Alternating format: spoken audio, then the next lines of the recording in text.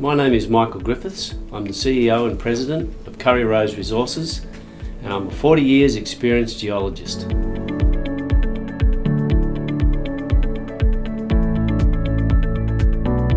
Vanadium, unlike other metals, is an essential part of the battery world going forward.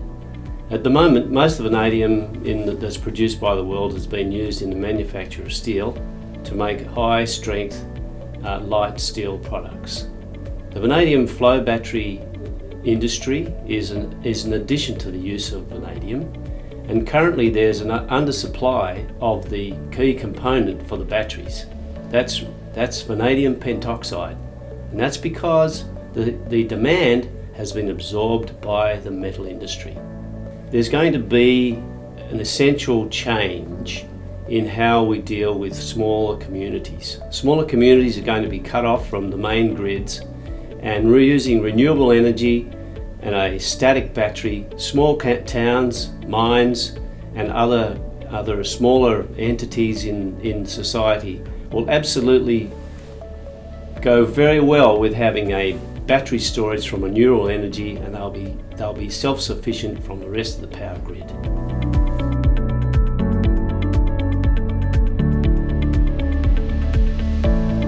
Interestingly, the junior market in terms of vanadium has really focused on one style of vanadium, which is really related to iron formations, magnetite in general, that has vanadium and titanium. Our deposit is in a sediment, completely different environment, and because it's in the sediment, it means that we don't need to use the same level of energy to crack the vanadium away from the other part of the rock, which means that there's an opportunity for us to use our resource in a different way to the traditional use. This means that things like CapEx are going to be a great deal different, because we won't have to build huge furnaces and other equipment to crack the rock with the titanium and iron as well. It means that we can produce something which is a lot easier, and in fact we can leach our material, which can't be done by the other method. This sets us apart from the other vanadium people in the industry.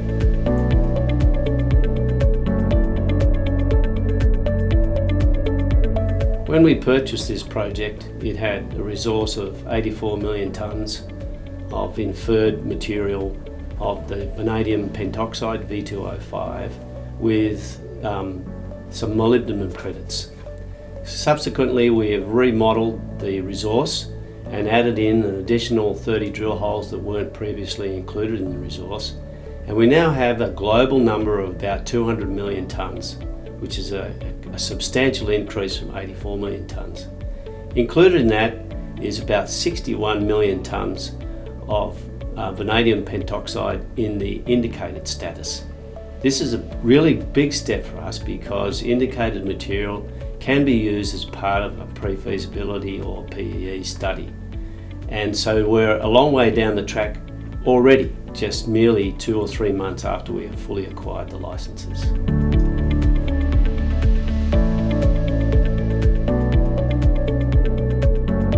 Australia has decided that it wants to be the world's supplier of cheap energy and battery energy.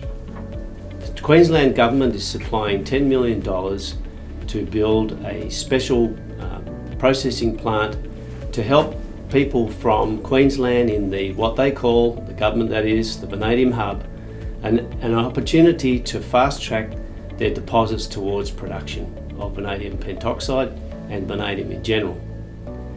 This means that other incentives have also been provided by other government institutions, and that's by putting tax breaks and other advantages into the hands of the people in that area.